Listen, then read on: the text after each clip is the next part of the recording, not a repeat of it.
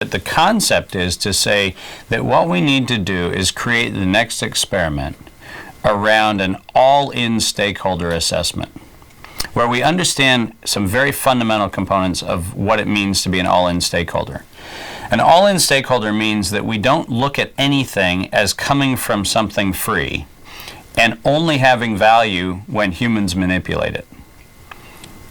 And ultimately, that it can live in whatever condition it's in and have intrinsic value which is acknowledged, and intrinsic value that can actually be exchanged without having it pass through the industrial input that says humans have to add value to it. So the simplest way to describe it is to realize that what we have is a world that needs to have an all-in consequence worldview, where we don't look at anything as though by virtue of us just being on the scene, we have the ability individually to enclose that thing, capture it, and then charge a rent because we put up a fence. That concept has to end.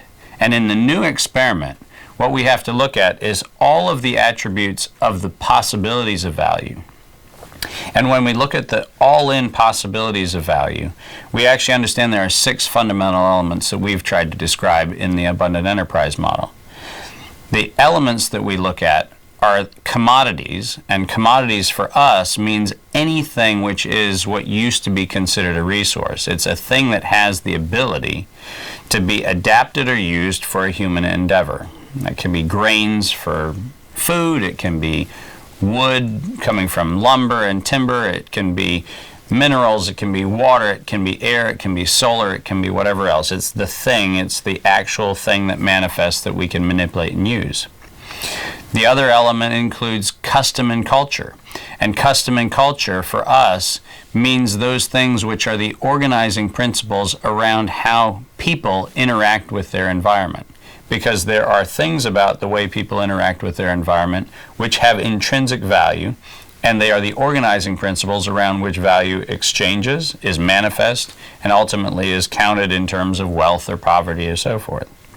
The third element that we look at is knowledge, and knowledge has to do with the implementation of things derived from the ecosystem and the resources, and derived from the way people organize themselves in customs and culture, to actually find ways that ultimately are preserved and transferable ways to communicate that information from one generation to the next, from one community to another, across time, space, and other boundaries. So knowledge is the aggregate capability to understand the commodity and the custom and culture in context. As we look from the first 3 elements, the commodity, the custom and culture, and knowledge, we then enter into the manifestation of those elements in 3 other dimensions, one being money, and by money we mean surrogates for value, which can transcend boundaries, where one culture or custom may not recognize the same thing in the same way as another customer culture, and so there's an intermediary. So money needs to be thought of not as the currency I have in my wallet, but it's actually a unit of representational value exchange, and that's what we mean by money. Technology, which is the agent of transformation, and technology is something which says, how do we activate a system, how do we activate a network where a thing or an idea can move from one place to another, possibly be value enhanced, possibly be manipulated, possibly be created, possibly be transferred, possibly be distributed. How do we use the technologies that we have to actually build value throughout a network and transfer value through a network? Ultimately, for the final step, which is well-being, which is to say our goal is to actually make the human experience on Earth an experience which is fruitful, abundant, engaged, something that people actually want to do. So if we take the 6 elements of commodity, custom and culture, knowledge, money, technology, and well-being, and we put all of those elements in, and then say that each one of those elements has its stakeholders. Okay? I don't have wheat if I didn't have the stakeholder, which include the soil, which had the nutrients that germinated the seed.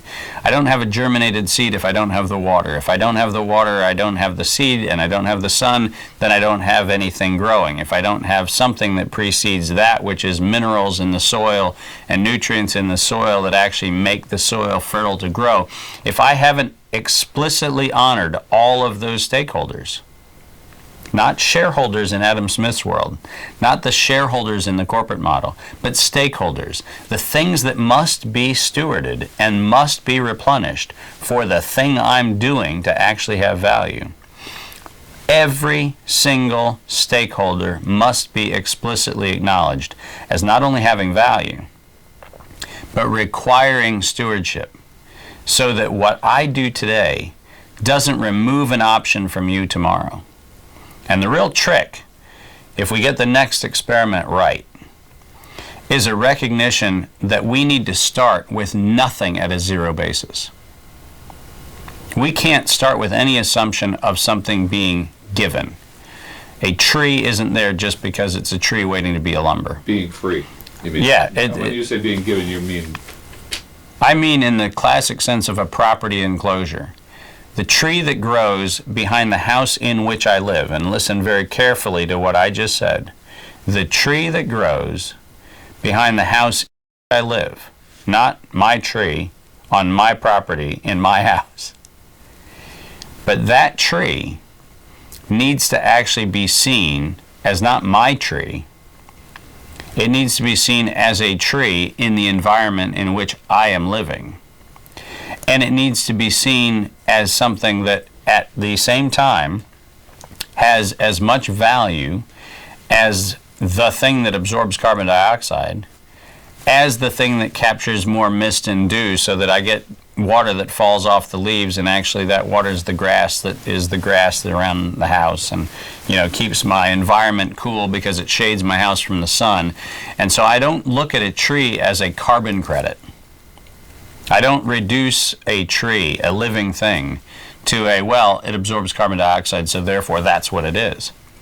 Because the tree has more value than the component pieces that we would identify in a property enclosure system.